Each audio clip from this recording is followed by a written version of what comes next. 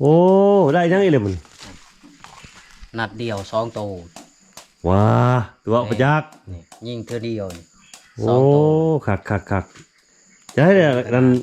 คืนในพ่อยังนี่อันเด้คืนฮะพูดคืนโอ้ขักมาจับมือเลยโอ้คักเลยนี่โอ้อะไรโดนี่คักนี่มาอันหนึ่งฮอนตัวก็เลยโอ้ที่ออกนะจานเพิ่งกำลังเอาคนออกคักไปรอบแรกทุกคนนะเดี๋ยวเขาจะไปหาขั้วต่อทุกคนนะเลาะไปเลยว่าจะไปทำมอสิไปได้ไปแล้วเขาก็ได้คนละเกี่ยวอยู่ทำทึ่งทุกคนเลยแต่รักถนัดเพราะว่าเขาพอเห็นพอห้อยวานทุกคนเลยใส่บะทิบนะมันดูดเถอะนะทุกคนย่างไปเลยไปเลยไปเดินทางทุกคนโอ้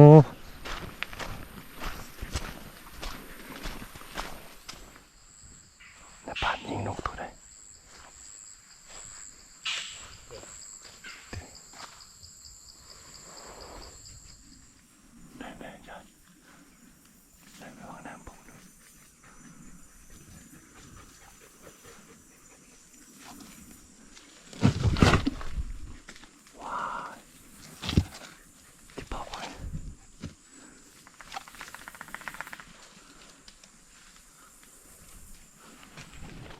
โอ้ย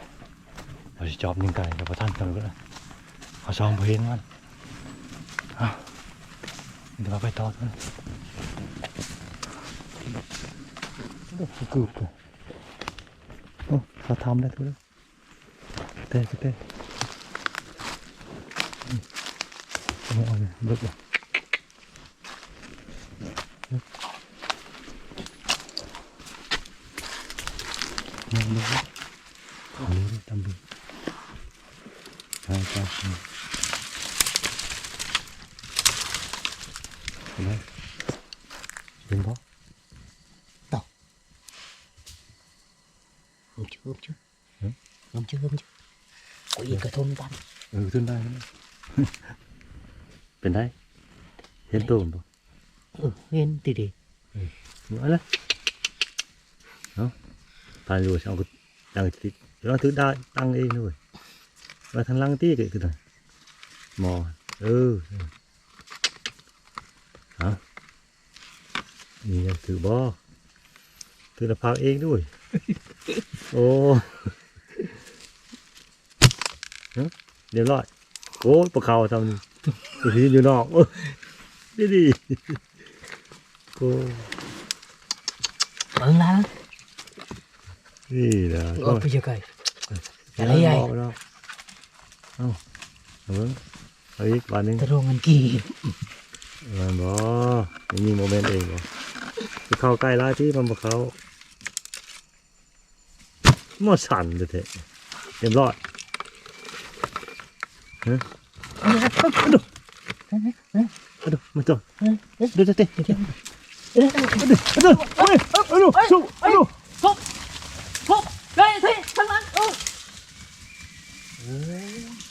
โอ้ยแล้วทุกคนเลยมาท่านทำ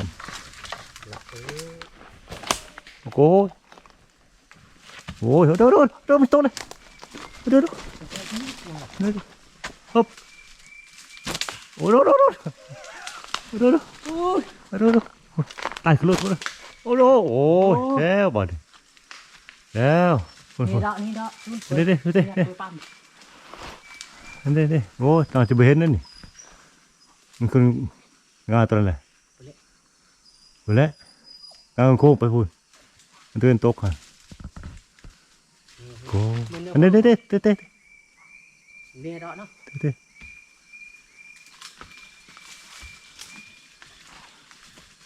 พูนตายขึ้นเลยพูนเอ้ยตามต้นมันลำมันเลยลำใหญ่ไปเลยวันใบตองลายหมกทุนยิงใส่ก้อนผมเห็น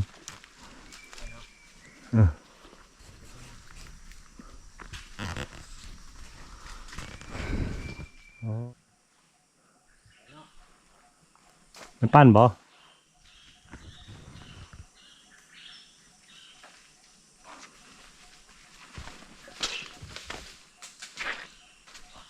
มันก็cái rong rồi vâng ở đây ôi chưa ngan bao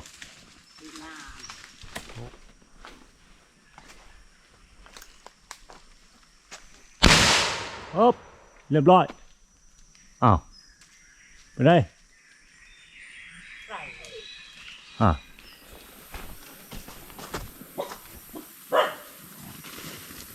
ồ chán tiếp chán tiếp nữa chụp buồn đập được chán đập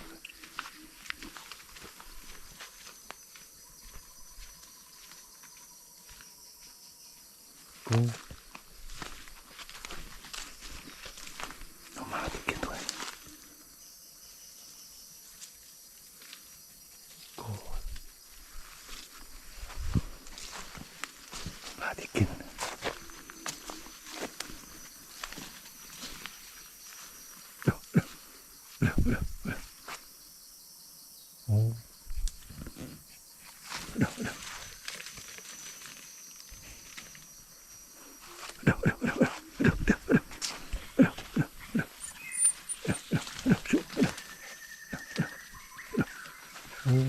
bọc này trở lại chúng ta là tàu đưa bài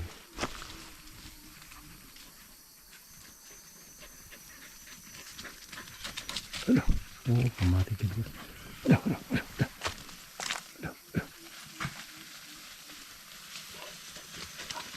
Yên tâm đấy. Nhanh đi. Đó, đó.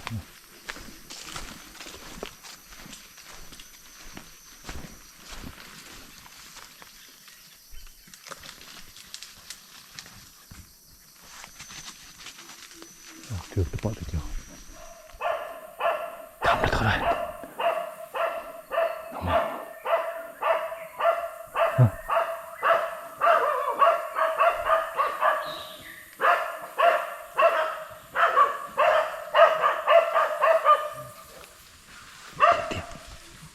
Tiêm lị tiêm. Tiêm. Coi lị. Tiêm rồi.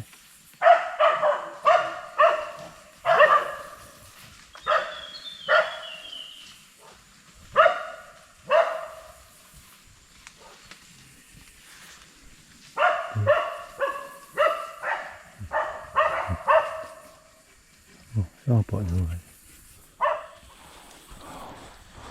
Ôi,มาส่งผ่าน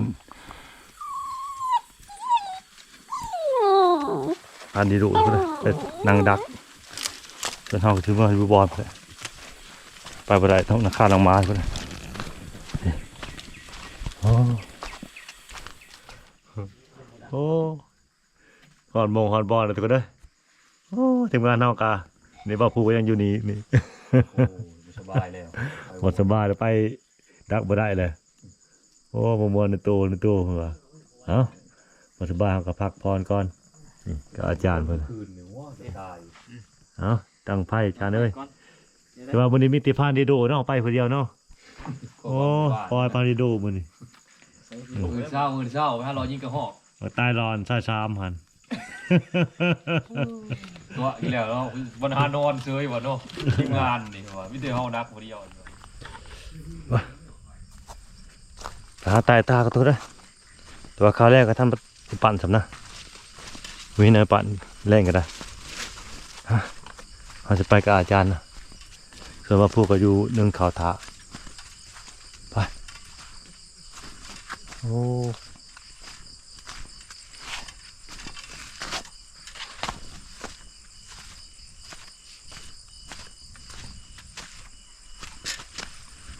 มาพอ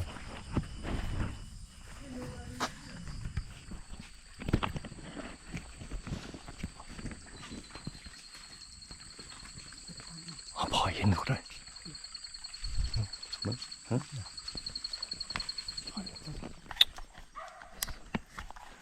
เสียดายทุกเลย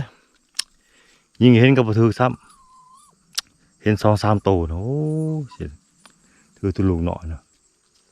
โอ้มันโดดลงเลยอยู่ลงมาเขาก็ไล่ไปเลยจะไปทางใดโอ้เสียดายประมาณเลยจะไปทางใดมาก็ไปบ้านบ้านเห็นแต่มาแล้วต้องโตเป็นเด็กห้ามือเลยนี่ไล่เห็นแล้วก็จะไปทางใดเอาโอ้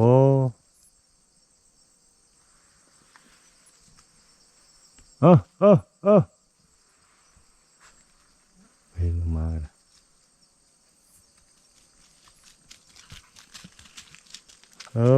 ได้นะไล่ไปทางใดล่ะ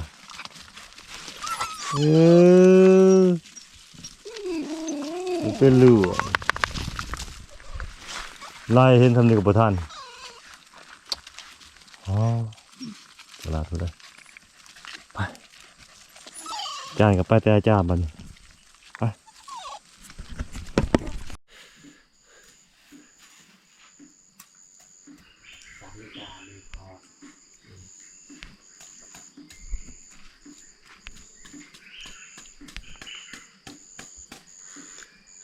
ครับทักทายสบายดีไปตอนเสาร์ทุกคนเลยไปทีหนึ่งโอ้เมื่อคืนนี้กะพาอากาศพาตายตาทุกคนเลยพอเห็น2-3ตัวนะแต่ว่าเขายิงกับบถือ3บลาย3ประมาณทุกคนโอ้เสียดายส่วนพาดิลูกไปดักแต่คืนนี้จะได้จักได้จะบอกฮะมาหรอบอกอ้าวโอ้ได้ยังอีเลยมัน นัดเดียว2 ตัว ว้าตัวประยักษ์ นี่ยิงเธอเดียวนี่ โอ้คักจะให้เนี่ยกันคืนในพ่อยังนี่ อันนี้คืน ฮะ พูดคืนนี่ โอ้คักมาจับมือเลยโอ้คักเลยนี่โอ้อะไรโดนี่คักนี่เนี่ยมาหนึ่งฮอนตัวเลยโอ้ เที่ยวออกนะ จานเพิ่งกำลัง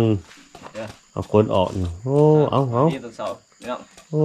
เอา นี่วิธีออกเด้อ คักอาจารย์ แหละ ทาได้ดูจัดให้ทุกเลยเชิญเฮานี่ชัวร์แล้วเฮานะยอมรับเลยรอบนี้ฮะโอ้จังละอันยังวะแล้วมาพูดกับพานรักเสาทุกคนแต่เสาบนโอ้คาราบมื้อนี้สิได้กลับบ้านเลยทุกคนเขากินกับเบิดเลยนะโอ้จังได้เลย ปลาลัดหมู เมื่อยโอ้คืนนี้กันบ่รอดทุกคนเลยไปกับอาจารย์เพิ่นก็ประมาณ3ใช่ได้ โอ้ยปลาได้ยิง รอบหน้าเลยจะได้แก้มือทุกคนเลยยอมนี่ยอมครับอันนั้นผ่านดีโดเพิ่นให้เพิ่นว่าซะรอบนี้ครับ ทานนี้ดูก่อน คือว่าติดแซมเหมือนว่ารอบนี้ผ่านดีโดทุกคนเลย ติดชัดนัดเดียว2เลย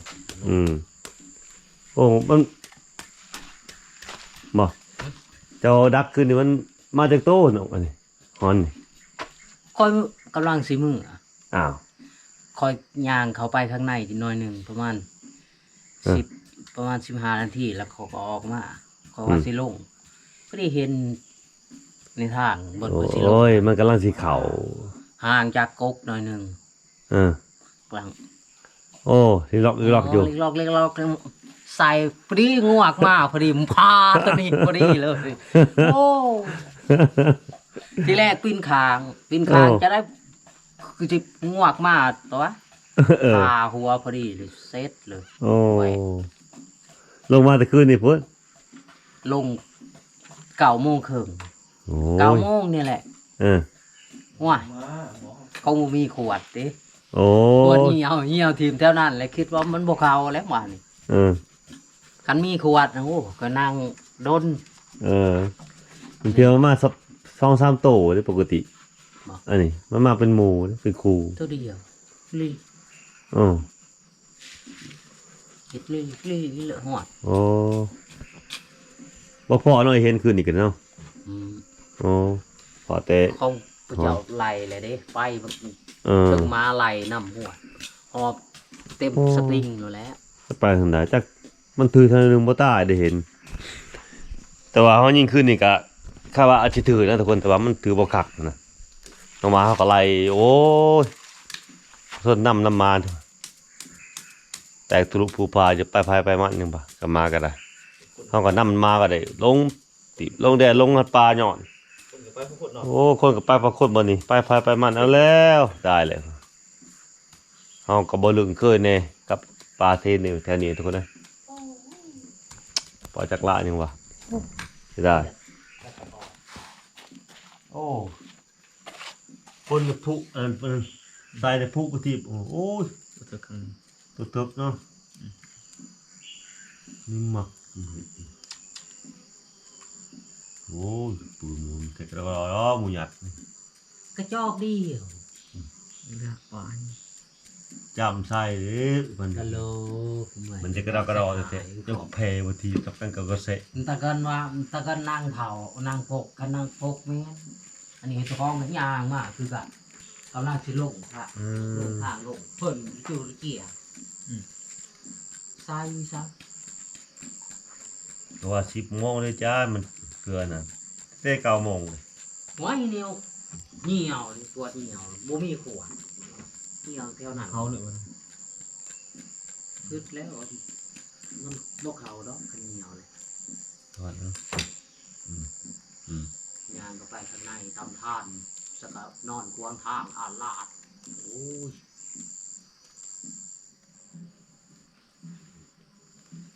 โอ้ผ่านในดวงเพิ่นมานทุกคนเด้อถือว่ายกแซ่บให้เพิ่นรอบนี้ถึงนกถึงฮอนโอ้ เมื่อวานนี้ เมื่อวานนี่ก็เพิ่นคือเก่าถือว่าเฮารอบนี้ถือว่าตกรอบทุกคนเด้อมีบอลเฮ้ย มีผลงานเนี้ย มีผลงาน กันเด้อเมื่อวาน เออ ได้ยินเด้อ รอบหน้าเฮ็ดเวียกจะแก้มือคือกันคือเพราะว่ารอบนี้คือว่าปะก่อนจ้องแพ้ก่อนรอบนี้รอบหน้าขอแก้มือ มันสิมีให้แก้ เอาถึงนี่น้องอาจารย์เนาะ ลงมาเจ้าเจ้า แก้มือเจ้าแล้วรอบหน้าเดี๋ยวบ่ได้อายปานอีโดย เดี๋ยวมันโยกเหเนาะ อืม ยอมแพ้จะได้ก็กันนอนพอแล้วก็คันเด็กกูจะไป นอนจะได้บ่ค่อยไปทางไปยิงโหลด ไปย่างไปยิ่งไปกับมา กูเพิ่งยุ่มซองกก ฮะ ซองกกได้อยู่นะ นะ ไปหลังอยู่คอยกันเด้อ เพิ่มกกลุมสะอาดครับ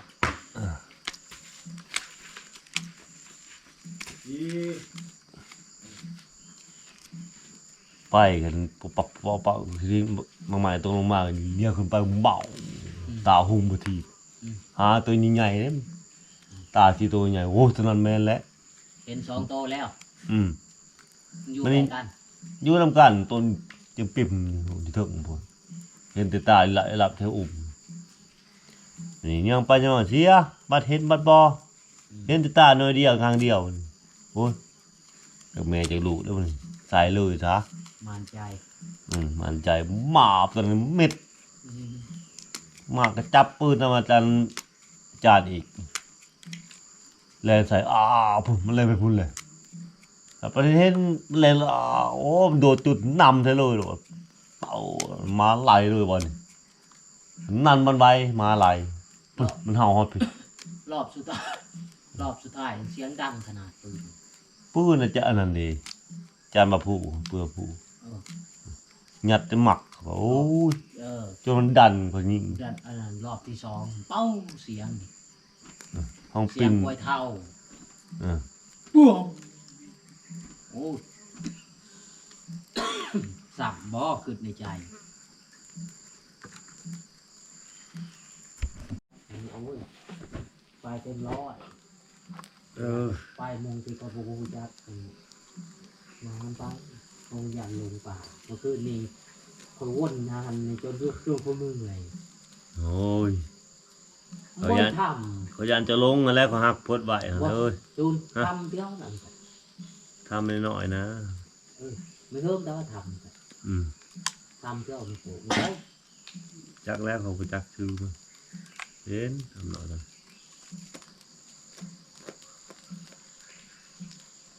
มันเบิร์ดอยู่ชื่อเสียงเปาะเซนมานำวะละลำอยู่ เห็นยังกับไรตอนนั้นมันก็มาพี่เลย เส้นหนึ่งนะไปทางสายนี่ทางกัวเนี่ย เออ ทางกัวไปทางไหนเส้นทางกัว มันกับพุ่นลงมาสิก็เท่าไหร่ ลงเสวงบ่ฮะ อืม ทางกัว กลัว ออกจากธรรมนะ เออ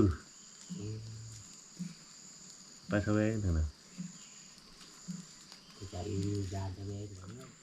โอ้จางมาลองเผาเลย ถอดคนกันไป โอ้สองคนเรียบร้อยเนาะ เลย คัก เดี๋ยวเดี๋ยวนี่ เอาจานมันกำลังสิเผาเลยเอา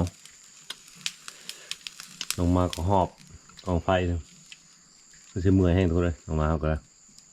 ไล่เห็นคืนนี้ครับโอ้วันยังบ่ได้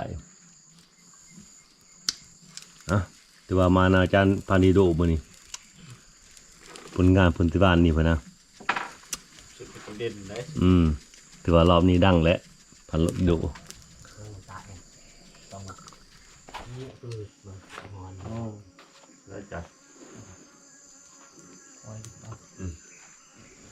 แต่ว่าปอกครัวเดี๋ยวมอบให้อาจารย์ทุกคนเด้ออาจารย์พุทธนัทนะพันนี้นะ ขายขวดเนี่ย ให้ครัวนี่โอ้ต้องห่วงมาแต่ใดมานี่ โอ้ยเห็นนี่แหละ บายเนาะบ่เนาะ ใช่ ส่วนมื้อนี้โอ้ตำแหน่งเพิ่นขนาดเด้อาจารย์พันเรียวมื้อนี้เฮาเป็นผู้พละรับประได้บัดนี้เนาะรับแต่เผาเอาแต่ปีกแม่นเฮาเบิด เอาเมื่อ โอ้มื้อนี้สั่งหยังก็ได้เด้อเลยวนี่สั่งต้มกาแฟก็ได้เลยอาจารย์จะต้มให้ละเอียดได้เบิด ระดับปล่อยให้มาต้มให้เพิ่นกินเลย โอ้รับอาจารย์พุ่นเนาะ แม่นแล้วเฮ้ยตอนนี้เฮาเป็นลูกน้องหมดแล้ว ใส่คนมีระดับนี่ม่วนเหรอ ม่วนเนาะ อันนั้น ของตะกุเตเองก็มีชิดอยู่ เฮ็ด ต่อย โอ้ยมันก็มีพลาดนะอาจารย์เนาะ เบา มันก็มีพลาดมีหยังแหละเฮ้ย นักเขียนเขาก็ยังผ่าน นั่นน่ะเขียนบัตรใจบ่ครบแล้วสละมันยังลืมใส่ไม่ถูกไม่ถูก จะไปกวดทันเพ เพชรเพราะว่าอีกปางคักกดกาว่าคักแต่ยังผิดอีกยังบ่พอเพราะว่าเบไม่ถูกใช้บ่ครบเอ้ย เห็นไหม เห็นไหมเพราะว่าบ่ถูก เขียนมาถึงแถวด้วยเจ้าเด้อมาครบแถวเห็นไหม เห็นไหมอีก เห็นนะ3ตัวว่าได้แน่สักตัวหนึ่ง โอ้ไม่หมดบ่ถือสิได้จะได้โอ้ 40,000เนาะ ผ่านนั้นบ่าวผู้กับท่านได้มาทุกคนเลยผ่านนักเสานะพอได้ยินเสียงปืนเนี่ย2-3 บาททุกคนเลยแต่ว่าจักทีมงานเฮาจะบอกถ้าหลุดจากมันจะน้อยเพิ่นสิมาจะได้แหละเฮาปากินข้าวกินน้ำเลยจะได้ตีกลับทุกคนเลยได้กลับบ้านเมื่อบ้านเลยมื้อนี้ มารับหมู ยังได้คืนนี้แม่นนอนนี่บ่คืนนี้ โอ้ย ฮะ ใส่สิได้ดอก แม่นนอนจังได๋ว่ามาแต่นั้น9 โมง ลงป่า แม่นบ่ลุงป่า แห้ง เจ้านี่พอดีได้แบบอาจารย์เพิ่นว่าเลยโอ้ยอย่าไปซื้อวะไปดักไปนอนแม่น เชื่ออาจารย์ครับ นอนเจ้าเห็นเห็นครับ นี่แหละผ่านได้ดูทุกคนเลยผ่านใหม่นะทุกคนอย่าอายกล้องแน่นะแต่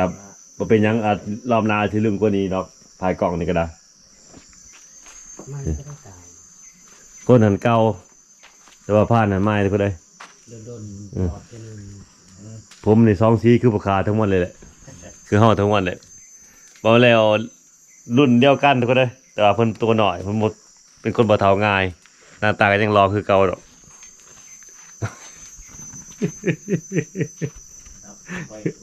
อันดับรุ่นนี่เตรียมนางกรอบพาดีโดเลยแหละ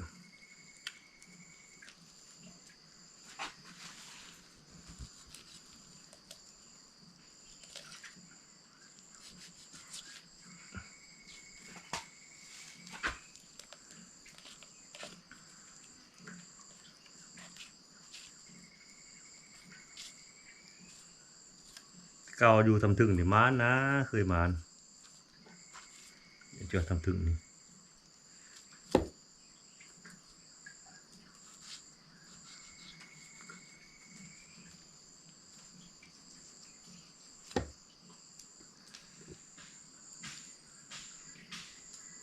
างกรอบเพิ่นนี่เขาสิปีกนะ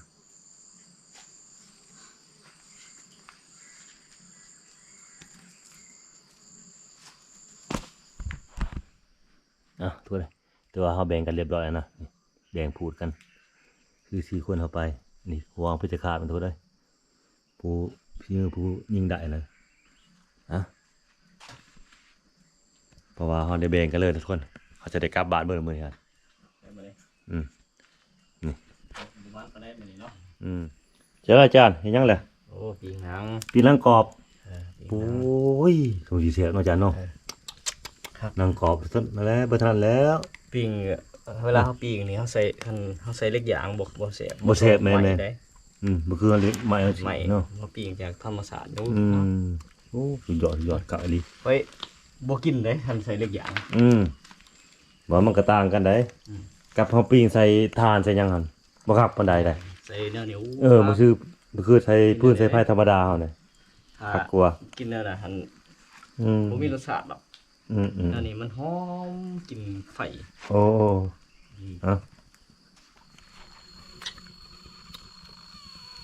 โอ้เฮาปิ้งนังกรอบแล้วนะเรียบร้อยแล้วนะ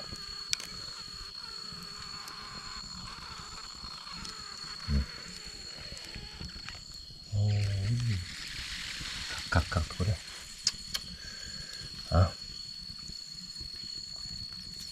ถ้าทีมงานเขามาครบเลยจริงกินข้าวกินน้ำเลยทุกคนทีมงานเขามาแล้วก็ไปกินข้าวกินน้ำเลยที่ได้ง่ายกลับขึ้นเมื่อเขาเลยเพราะว่าเขาก็อยู่ไปกับเขาซ่านเขายังกะเบื่อเลยนะมีข้าวกินแหละนี่แต่ว่ามื้อนี้เขาไปกินข้าวแล้วครัวมื้อเลยหลอกมื้อเลยนะ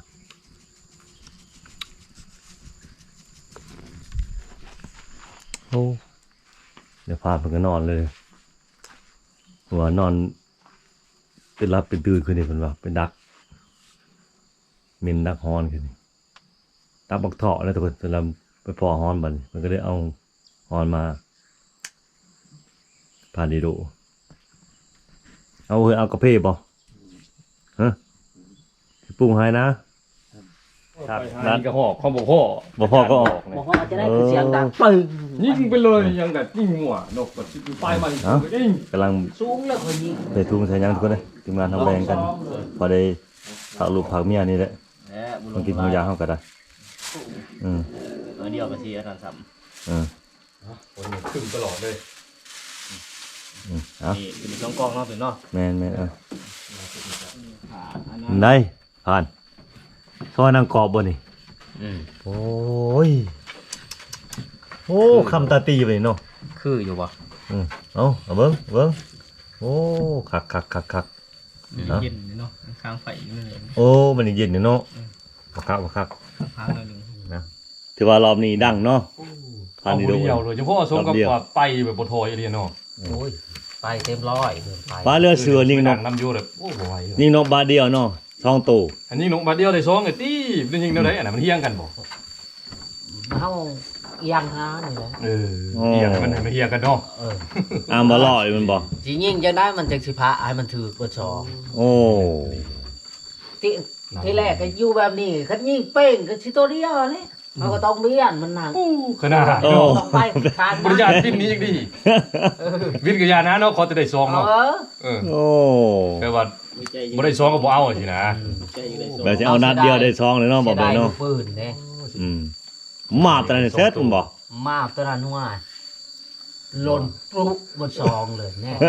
เขาเฮ็ดได้เดี๋ยวนี้ โอ้เลือดเสือเนาะโอ้ แต่พอวายเห็ดยังได้หมูซองโตเลยยิงเธอเดียว คือกันยิงหมูกัน เจ้าก็สิเฮียนแบบกับเขา ก็เลยเรียนแบบ โอ้ ใจได้ซองเห็ด เลยคักแล้วมันพาดิโดทุกคนเลย คักแล้วโดนี่บ่ธรรมดา ไปบนถอยจริงๆแล้ว ถ่ายไปบ่ถอย เวลาไปนอน กาแฟในมือละ4มือละ5 ได้เจียว กาแฟกับพ่อเสียอยู่กันเนี่ย เจียวก็เจียวน้ำเกลือสมโมดุ อ่ะ น้ำเกลือสับ เก็บไว้เดี๋ยวนะ แมนมินคือสิใหญ่กว่านี้ เขามาเอาหมิ่นเลย ผมบ่ โอ้ เห็น ซอยนางกรอบด้วยฮะพานิโดไปนี่จัดซอยเอง จัดให้ อืม ขนาดเนาะ ขนาดเลย ทั้งล่าทั้งเฮ็ดให้กินทั้งซอยให้กิน ครบแล้วเพิ่นนี่ คิดเอง บ่ธรรมดา ได้เองคิดเองแล้วเนาะ เป็น เนาะ ของน้องทองศูนย์นี่ เป็นตาอยากมานเดี๋ยวนี่เนาะบ่เป็นตามานไปเลยแล้วก็นี่เนาะ เสียดายบ่จับไม้บ่ได้จับไม้ได้นี่ ร้อง เศร้า เพลง เฮ็ด เนาะ เทือนเลยนี่ ยังอยู่ จับไม้ว่ะ เป็นหยังจะบ่จับบ่ได้ก็สิจับ ยันมันบ่เรียนไหลคือ โอ้ เฮ็ดเสียงดังพื้นโป่งเสียดแย่ว่ะ โอ้ได้ยินมัน บ่ได้ยินเลย โอ้ย บ่นั่น คอยนั่งรุ่นทางนี้บ่ได้นอนพอ คือ ดี ว่าแล้วเนาะมันแตกสาอยู่เนาะใบใหม่คือว่าแล้วเนาะมาจนมันได้หันเลยติบ่เท่าเลาะติ เออ มาเนาะ โอ้ใครจะต้องขึ้นไปจบเทือเนาะถือไปเจือเพราะว่าบ่ต้องเลี้ยวหน้าเลี้ยวหลังมันสิย่างขึ้นเลยโลด โอ้ ต้องเถื่อนเฮ็บ สโลว์สองเที่ยวได้หัน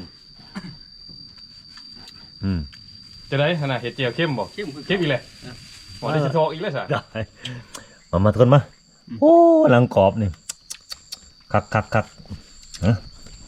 นี่กินได้เกมนอนพานีดูทุกคนเลยมาอืมเราเฮาเลยทุกโมโฆษณาเลยนะผมพันอร่อยเฮากับอาจารย์นี่ มันโยดบ่ขนาดบ่ตัวจะว่ามันโยด อืม แนมเห็นชินินเพลออะ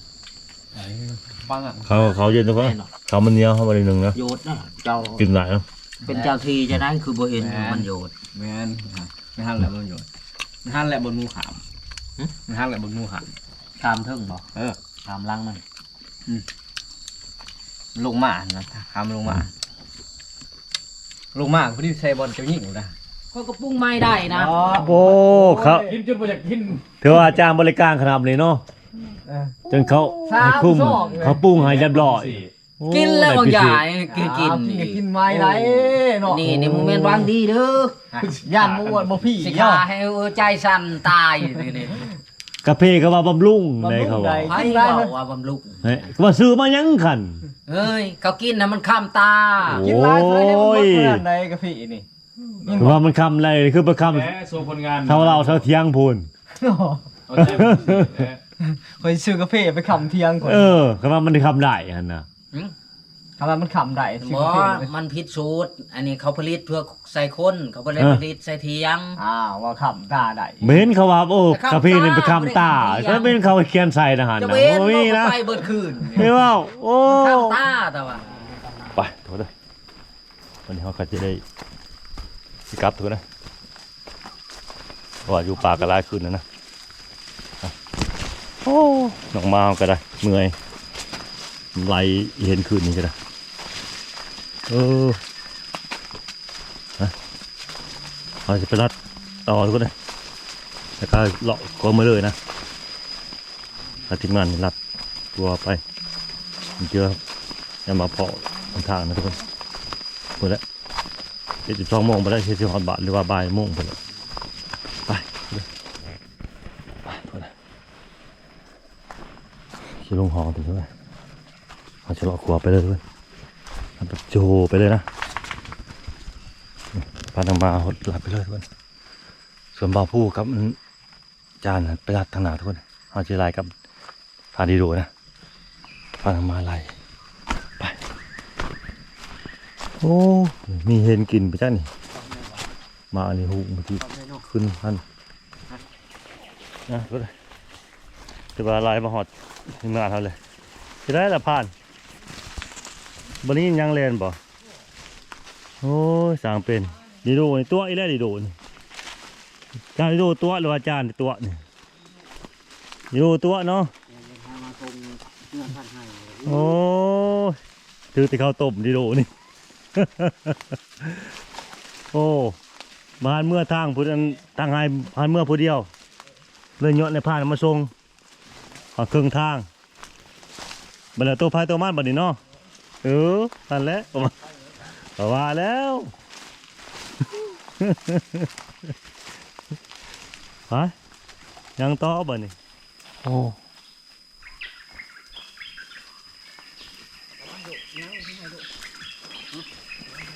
ไปมันได้กินบ่พอยังเนาะโทษนะแต่ว่าผ่านจานเพิ่นเลาะไปหาไฮเพิ่นแล้วนะเขาจะเลาะไปทางนี้เลย3 คนมาพูดราคาดีดูไปเอาจะความมาเลยก็ได้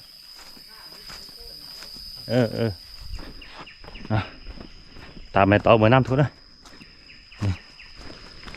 เมื่อฮอตโหลดเลยนะนักขอโทษฮะโอ้ยขออนุญาตทุกนะแต่ว่าคลิปนี้ขอจบเพียงเท่านี้ทุกนะฝากติดตามในคลิปต่อไปนะขอคุณผู้ชมใจหลายวันติดตามผู้ติดตามครับชม